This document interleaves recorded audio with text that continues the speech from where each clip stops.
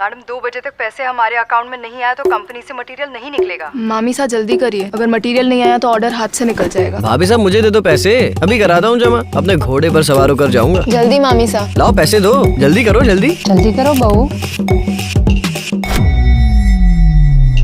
जल्दबाजी में सरला जी नहीं आती। वो अपने पैसे किसी और के हाथ क्यों दें, जब उनका गूगल पे डायरेक्ट बैंक के साथ काम करके पैसे सही जगह पहुंचाता है। पैसे आपके अकाउंट में पहुंच गए, अब तू अपने घोड़े को लगाम लगा दे। जल्दी करते, जल्दबाजी नहीं। निश्चिंत होके सारे पेमेंट कीजिए बैंक और गूगल पे की सिक्योरिटी के साथ। डाउनलोड गूगल पे। दोस्तों नमस्कार, मैं विश्वनाथ ऑनलाइन चर्चा में आप सबों का स्वागत है। दोस्तों आज इस चर्चा में मैं जिस शब्द को लेकर आया हूं वह शब्द है आस्तिक और नास्तिक। तो मैं आस्तिक और नास्तिक इसलिए लाया कि कभी कभी हम देखते हैं कि आस्तिकता में और नास्तिकता में द्वंद्वता हो जाती है।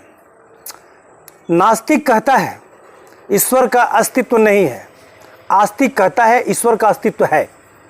अब दोनों को हमें अलग एक मार्ग निकालना पड़ेगा कि ना भी ना हो, ईश्वर का अस्तित्व नहीं भी, ऐसा भी ना हो, और ईश्वर का अस्तित्व है तो कैसे है, यही मैं चर्चा करने जा रहा हूं। इस आस्तिक और नास्तिक में इसके अंदर में कुछ छुपे हुए पहलू हैं, उसी को मैं आपके सामने रखना चाह रहा हूं। आस्तिक और नास्तिक आप भी जानते हैं और मैं भी जानता हूं। आस्तिक क्या होता है, नास्तिक क्या होता है। आस्तिक किसे कहते हैं, नास्तिक किसे कहते हैं। आस्तिक वह जो ईश्वर के अस्तित्व को जानता है, मानता है। नास्तिक वह जो ईश्वर के अस्तित्व को नहीं मानता है। और हमें इसमें से एक ऐसा मार्ग ढूंढना है कि ये भी ना अटका रह जाए, भटका रह जाए कि ईश्वर का अस्तित्व नहीं है, और ये भी ना इसमें भी ना द्वंद्वता रहे कि ईश्वर का अस्तित्व है तो कैसे है। अभी इसी को लेकर के हम आज चर्चा करेंगे कि ईश्वर का अस्तित्व है तो कैसे है, ईश्वर का अस्तित्व नहीं है तो कैसे नहीं है। दोनों के बीच में वो पहलू है, उस पहलू पे हम लोग आज बात करेंगे। क्या पहलू है? तो जब हम सुख और दुख, लाभ और हानि के तराजू पर आस्तिक और नास्तिक को तौलेंगे तो फिर हम न आस्तिक हुए न नास्तिक हुए। क्योंकि कभी कभी मैंने देखा है अपनी आंखों के सामने कि जो व्यक्ति पूर्ण रूप से आस्तिक है और एक व्यक्ति जो है पूर्ण रूप से नास्तिक है, तो हमने देखा है कि पूर्ण रूप से जो आस्तिक व्यक्ति है उसको नास्तिक बनते हुए भी देखा है, तो फिर आस्तिक कहाँ हुआ। कभी कभी ये भी देखे हैं कि जो पूर्ण रूप से नास्तिक है उसको आस्तिक बनते हुए भी देखा है। वो कैसे बनता है? क्योंकि आस्तिक तो है लेकिन वो लाभ हानि के चक्कर में है, वो सुख दुख के चक्कर में है। अगर सुख है तो ईश्वर के अस्तित्व को मानता है, और कहीं दुख आ गया तो फिर ईश्वर को अस्तित्व को नकारता है। तो फिर वह आस्तिक भी नहीं हुआ और नास्तिक भी नहीं हुआ। नास्तिक तो अपने जगह पे बल्कि ठीक है, नास्तिक को भी निराश होने की जरूरत नहीं है। ऐसा नहीं है कि नास्तिक है तो वो कहीं दूसरे ग्रह का वो व्यक्ति है, ऐसा कुछ नहीं है। नास्तिक भी है तो अपने कभी कभी क्या होता है कि नास्तिक कहते हैं कि नहीं, सब कर्म करने से सब कुछ सल्व होता है, ईश्वर कुछ करता नहीं है। आस्तिक कहता है कि सब ईश्वर ही करता है। दोनों में फर्क है। तो कभी कभी हमने देखा है नास्तिक व्यक्तियों के लिए कर्म तो करता है, तो ईश्वर तो देने के लिए सब कुछ देता है। अब लेने वाले हमारे ऊपर डिपेंड है कि हम कितना लेते हैं।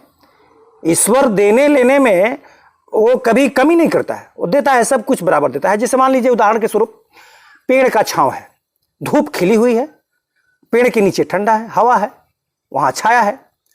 तो नास्तिक व्यक्ति जो है वह ऑटोमेटिक सोचेगा कि भाई पेड़ के नीचे चले तो हमें छाया मिल जाएगी, वो जाएगा, छाया मिल जाएगी। तो लेकिन वो तो अस्तित्व को, ईश्वर के अस्तित्व को मानता नहीं है, तो वो छाया, उस छाया को ईश्वर का अस्तित्व मानेगा, ऐसा नहीं है वो। कभी कभी कोई व्यक्ति क्या होता है कि आस्तिक है, प्योर आस्तिक है, और कभी कभी क्या होता है धूप में जलने के कारण अगर छांव में जा रहा है, धूप उसको लग रहा है छांव में जा रहा है, छांव वो भी लेना चाह रहा है, आस्तिक भी छांव नास्तिक भी। अगर आस्तिक गया तो छाया तो मिली उसको, उसके मन को शीतलता मिली, लेकिन अगर कहीं उस पे से डाल टूट के गिर गई तो कहता है अरे भगवान, अब मैंने कौन सा बुरा काम कर दिया कि आपने डाल गिरा दिया मेरे सर के ऊपर? तो वो फिर ईश्वर के अस्तित्व और ना अस्तित्व में, दोनों में वो फर्क, मतलब वो डिस्टर्ब हो जाता है। और कभी कभी क्या होता है कि नास्तिक व्यक्ति भी गया ठंडा वो छांव लेने के लिए, वहाँ कुछ वो मान लीजिए कि कुछ पैसे गिरे हों, उसको मिल जाता है, तो फिर वो उस समय वो आस्तिक बन जाता है। अरे ईश्वर की बड़ी कृपा है, बड़ी कृपा से हुई कि हम यहाँ आ गए, और आए तो फिर पैसा मिल गया। आस्तिक आया तो उसको एक डाल टूट के गिर गई, तो वो नास्तिक हो गया। वो सोचने लगता है कि डाल ही मेरे आने के बाद क्यों टूटी, वो आया था तो क्यों ना टूटी, वो तो नास्तिक है। मैं आया तो क्यों टूट गई, ये नहीं, यानी कि मतलब वो सही है, वो नास्तिक वो कहता है तो सही है, मैं सही नहीं हूँ, भगवान का अस्तित्व नहीं है। दोनों द्वंद्वता में फंसे हुए हैं, दोनों सुख दुख के चक्कर में है। मुझे मिल गया, मुझे लाभ हो गया, मुझे सुख हो गया, तो मैं ईश्वर का अस्तित्व है। अगर थोड़ी सी भी हानि हुई तो सहने की शक्ति नहीं है। हम कहने लगते हैं कि ईश्वर का अस्तित्व नहीं है। नास्तिक व्यक्ति भी वही वो ईश्वर के अस्तित्व को नहीं मानता है, लेकिन कभी कभी उसके समय सामने ऐसी परिस्थिति बन जाती है कि वो आस्तिक हो जाता है। कभी कभी वो न सोचता है कि मेरे ये काम करने से ये भी हो सकता है। कभी कभी वो जा रहा है, कहीं कुछ मिल ही जाता है, कहीं कुछ जो नहीं सोच रहा है वो काम उसका हो जाता है। वो सोचा भी नहीं कि मेरी नौकरी लगने वाली है, लग जाता है। वो परीक्षा में कितना लिखे वो समझता है, लेकिन कुदरत की देन कभी कभी हो जाता है, तो आदमी आस्तिक हो जाता है। जो नास्तिक है वो आस्तिक हो गया। वो सोचने लगता है कि जरूर ईश्वर की कृपा है, अगर ईश्वर की कृपा नहीं होती तो मैं तो कॉपी में कुछ नहीं लिखा था, कैसे हो गया ये। तो उस समय वो आस्तिक हो जाता है। और जो आस्तिक व्यक्ति है, अगर परीक्षा देने गया, परीक्षा में सब कुछ अच्छा लिखा, अगर by the way type writing में या जो कॉपी एग्जामिनर है, जो एग्जामिनी है, जो कॉपी उसको देख रहा है, तो उसमें कहीं कुछ गलती हो गई या टाइपिंग में कहीं फॉल्ट हो गया, तो उसका रिजल्ट खराब हो गया, तो सोचता है कि मैं इतना अच्छा लिखा, भगवान की ही मर्जी नहीं है।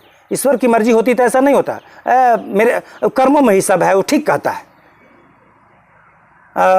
मैं इतना अच्छा लिखा, मैं भी फिर भी मैं फेल हो गया। तो आस्तिक बन के नास्तिक हो गया और नास्तिक आस्तिक बन गया। तो न नास्तिक पूर्ण रूप से नास्तिक रहा, न आस्तिक पूर्ण रूप से आस्तिक रहा। चूंकि वो इसलिए नहीं रहा कि चूंकि वो सुख दुख और लाभ हानि के चक्कर में दोनों तौल रहे हैं ईश्वर के अस्तित्व को, इसलिए वो समझ नहीं पाते हैं कि ईश्वर का अस्तित्व आखिर है कि नहीं है। लेकिन हमें आज इस पहलू पे चर्चा करना है कि नहीं, ईश्वर का अस्तित्व है। वो कैसे है? मान लेते हैं कि हम कभी कभी देखते हैं, आम भी खाते हैं, चाय भी पीते हैं, गन्ना का जूस भी पीते हैं, इधर सेब का जूस भी पीते हैं। अगर हम पूछें, प्रश्न करें, चाहे आप प्रश्न करें हमसे कि आखिर चाय, गन्ना और आम के जूस का मतलब मिठास कैसा है, तो इसका जवाब हम कैसे देंगे, चाहे आप कैसे देंगे? आम दिखता सब कुछ है। आम जो है भौतिक रूप से उसमें की जो अलौकिक चीज है, लौकिक रूप से तो हम उसको देख रहे हैं, आम भी दिख रहा है, उसकी गुठली भी दिख रही है, उसमें गुद्दा है, गुद्दा भी दिख रहा है, लेकिन अलौकिक है वो नहीं दिख रहा है। वो क्या है? स्वाद, आम का टेस्ट। तो आम के टेस्ट को हम नहीं देख पाते हैं। आम के टेस्ट को हमें जानना है, गन्ना के टेस्ट को जानना है, चाय के स्वाद के टेस्ट जानना है। तीनों मीठा है, लेकिन किस टाइप का मीठा है ये हमें जानना है। तो ये हमें जानने के लिए उसको पीना पड़ता है। वही ईश्वर है, वही ईश्वर का अस्तित्व है। वो एहसास किया जाता है, वो महसूस किया जाता है, वो देखा नहीं जाएगा। सरगुण रूप में है, लेकिन सरगुण रूप में उसको देख रहे हैं, लेकिन उसमें जो अंदर में ईश्वर जो छिपा हुआ है, जो हमारे अंदर है, हमारे अंदर जो आत्मा है, जो मैं बोल रहा हूँ, आत्मा जो हम लोग बोलते हैं, ये आत्मा ही बोल रही है, वो चेतन प्राणी ही बोल रही है, वो चैतन्यता। क्योंकि शरीर तो नश्वर है, लेकिन वो नश्वर नहीं है, वो उसका विनाश नहीं होता है, लेकिन बोल रहा है। अब हम कहेंगे कि हमारी बोली को आप देख रहे हैं, बोल रहे हैं, कान से सुन रहे हैं, महसूस कर रहे हैं, लेकिन देख नहीं रहे आप। तो देखने जब नहीं रहे हैं और उसको महसूस करना है, सुन रहे हैं तो एहसास करना है, वही ईश्वर है। तो अब नास्तिक व्यक्ति और आस्तिक दोनों जब उस आम, चाय, गन्ना, सेब के जूस को, जो चारों को चखेगा, तब महसूस होगा कि इनके स्वाद में कितना कितना अंतर है। मिठास तो सब है, लेकिन मिठास का सही आकलन नहीं लगेगा। उसकी मिठास को सही शब्दों में हम नहीं बता पाएंगे। अगर बताएंगे तो सोचिए कि आम का मीठा है, किस टाइप से मीठा है, गन्ना का जूस भी मीठा है, लेकिन किस टाइप से मीठा है, चाय भी मीठा है, लेकिन किस टाइप से मीठा है, उसको नहीं कर सकते हैं। खूब कड़वा है, खूब ऐसा है, स्वादिष्ट है, सब कुछ कह लेंगे, लेकिन ये चीज नहीं कह पाएंगे कि किस टाइप से स्वाद है, उसके आम के स्वाद को क्या कहेंगे। वो शब्द नहीं, वो पीने के बाद, उसके चखने के बाद ही महसूस होता है कि नहीं इसमें ये स्वाद है। वही ईश्वर है जो दिखता नहीं है लेकिन एहसास होता है। अब जैसे मान लीजिए अगर ईश्वर के अस्तित्व नहीं होता तो अमेरिका के वैज्ञानिक है और ईश्वर भी एक साइंटिस्ट है। आज हम जो प्रत्यक्ष रूप में साइंटिस्टों को देख रहे हैं वो भी एक साइंटिस्ट है। तो अमेरिका में ये होता है कि नहीं, भारत में गंगा नदी है, तो अगर ऐसा कोई, चूंकि अमेरिका तो सबसे आगे है, वो कहता है कि मैं तो विश्व में सबसे आगे हूं, तो अगर वो चाहता, अगर ईश्वर के अस्तित्व को वो नकारता तो आता भारत में, कहता है कि भाई गंगा नदी है, मैं अपने देश में गंगा नदी बनाऊंगा। क्या वो गंगा नदी बना सकता है? यहां से गंगा नदी उठा के वहां ले जा सकता है? नहीं हो सकता है। तो भगवान यानी ईश्वर कितने बड़े साइंटिस्ट है कि उन्हें इतनी सुंदर व्यवस्था दी है कि कहीं पर्वत बनाए, कहीं समतल भूमि बनाए, कहीं समुद्र बनाए, और तीनों का निर्माण इस टाइप से किए हैं। वो जानते थे, वो इस प्रकार के साइंटिस्ट है। जब वो ये सृष्टि करने लगे तो उन्हें पता था कि जब सृष्टि करेंगे, जब जीव यहाँ रखेंगे तो जीवों की आवश्यकता पानी भी हो सकती है। तो पानी के लिए हम उदाहरण दे रहे हैं, पानी के लिए हमें व्यवस्था कैसे करेंगे। तो उन्होंने अपने सृष्टि में पानी की व्यवस्था के लिए उन्होंने पर्वत बनाया, पर्वत पे बर्फ जमाया, बर्फ को पिघलाया धीरे धीरे। वो भी एक साथ पिघला देता तो बाढ़ आ जाती, फिर भी सृष्टि नष्ट हो जाती। तो उन्होंने क्या किया कि बर्फ को धीरे धीरे पिघलाया, नदी का निर्माण हुआ। नदी के पानी भी अगर कहीं जाने का, उसको नदी का पानी संचित होने का भी अगर कहीं जगह ना हो तो भी बाढ़ आ सकती है। तो उन्होंने नदी के पानी को संचित होने के लिए सागर का निर्माण किया। तो नदी के पानी वहाँ से बर्फ पिघलता है और वहाँ से वो गंगा नदी निकलती है और निकल के जाके सागर में गिरती है। इस टाइप से विश्व की हजारों नदियाँ अरबों खरबों वर्षों से उस सागर में गिर रही है। लेकिन ईश्वर की ऐसी प्रक्रिया है, ऐसा उनका साइंस है कि सागर में करोड़ों वर्षों से हजारों नदियों का पानी सागर में गिर रहा है, लेकिन 1 इंच भी सागर का पानी नहीं बढ़ता है। देखिए उनका साइंस कैसा है। तो ईश्वर का अस्तित्व नहीं है, कैसे नहीं मानेंगे ईश्वर का अस्तित्व नहीं होता। ईश्वर का अस्तित्व नहीं होता तो ये व्यवस्था यहाँ साइंटिस्ट जो हैं वो भी कर लेते, लेकिन ऐसा नहीं है। उनके साइंस को कोई नहीं समझता है। वो व्यवस्था दे, ये कुदरत है, कुदरत अपनी व्यवस्था कर चुकी है। और व्यवस्था जानबूझ कर की है, ऐसा नहीं, वो समझ के की है। चूंकि वो जानती थी कि बर्फ हम पड़ाएंगे, बर्फ से नदी निकलेगी, नदी का पानी सागर में जाएगा, संचित होगा, और पानी भी नहीं बढ़ना चाहिए, नहीं तो पानी भी बढ़ेगा तो भी बाढ़ आ जाएगी, सृष्टि नष्ट हो जाएगी। अगर गंगा का पानी संचित भी नहीं होगा, किसी भी नदी का पानी, तो भी बाढ़ आ जाएगी। दोनों परिस्थितियों में। और बर्फ जो पड़ रहा है, अगर सारा बर्फ एक साथ से गल जाए तो भी बाढ़ आ जाएगी। तो उन्होंने इसके लिए क्या किया कि बर्फ का पानी धीरे धीरे गलता है ताकि नदी के रूप में निकले और जाके सागर में गिरे। और सागर भरे नहीं, उसके लिए भी व्यवस्था कर दिया। तो अब उन्होंने क्या व्यवस्था किया कि जितना बर्फ बनता है उतना पानी समुद्र से निकल के वाष्प बन जाता है। देखिए वो जलचक्र है। जलचक्र कैसे चलाया उन्होंने?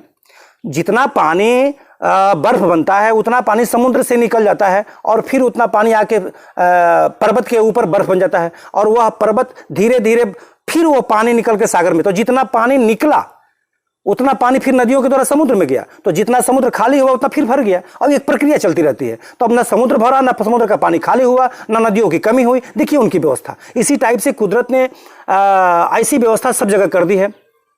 ये पेड़ है, पेड़ में हमें अगर पानी डालना होता तो कब का पेड़ सूख गए होते, लेकिन खुद ईश्वर ने व्यवस्था कर दी, पृथ्वी के अंदर पानी की व्यवस्था कर दी। और उनकी व्यवस्था देखिए, वो समुद्र के जल को उन्होंने खड़ा कर दिया। क्यों खड़ा किया? क्योंकि जानते थे कि सृष्टि मेरी होगी, सृष्टि नाना प्रकार की खराब चीजें जो बहवाएगी तो वो जाके सागर में पानी को दूषित करेगा। तो उन्होंने नमकीन पानी बना दिया। नमक जानते हैं कि नमक से हर चीज गल के फिर पानी बन जाता है। तो जो भी चीज गल के जाता है सागर में वो पानी बन जाता है। तो वो व्यवस्था कर दिए, क्योंकि गंदगी को छिपाना है, गंदगी को रिफाइन करके समुद्र जो है गलाकर पानी में मिला लेता है। तो इसी टाइप से सब जगह उन्होंने व्यवस्था कर दी, मनुष्य की सृष्टि यहाँ रहे। और पीने के लिए पानी को क्या किया उन्होंने? पृथ्वी के अंदर के पानी को उन्होंने ऐसा मीठा बना दिया कि लोग पिएंगे। सागर का पानी उधर खड़ा हो गया और इधर पृथ्वी का पानी मीठा हो गया। किसने किया? क्या कोई साइंटिस्ट ने किया? तो ईश्वर का साइंस बहुत बड़ा साइंस है। उन्होंने ऐसी व्यवस्था कर दी कि अब हम चाह कर भी वैसा नहीं कर सकते। तो कैसे नहीं मानेंगे ईश्वर का अस्तित्व नहीं है? अब एक गेहूं का दाना ले लीजिए, गेहूं का दाना या चावल का दाना ले लीजिए, किसी चीज़ का दाना ले लीजिए। अगर किसी साइंटिस्ट को कह दिया जाए कि भाई अपने लेबोरेटरी में ले जाओ और ये गेहूं का दाना इसी के जैसा एक दूसरा बना दो, क्या बनाएगा? किस चीज़ से बनाएगा वो गेहूं का दाना जो खाने योग्य होगा? नहीं बन सकता है, वो ईश्वर ही बनाता है। तो ईश्वर का अस्तित्व है, ईश्वर का अस्तित्व न होता ऑटोमेटिक बादल लगना, ऑटोमेटिक बारिश होना, ऑटोमेटिक पेड़ का हरा होना, और सब कुछ प्रक्रिया चलती रहती है। सूर्य का, अब देखिए सूर्य, अब कोई दूसरा व्यक्ति कहे कि मैं सूर्य का निर्माण कर लूंगा अपने देश में, वो कभी हो सकता है? सूर्य नहीं बन सकता है। तो साक्षात ईश्वर के अस्तित्व को देखना तो सूर्य को देखिए, क्योंकि सूर्य ही से इस सृष्टि का अस्तित्व है।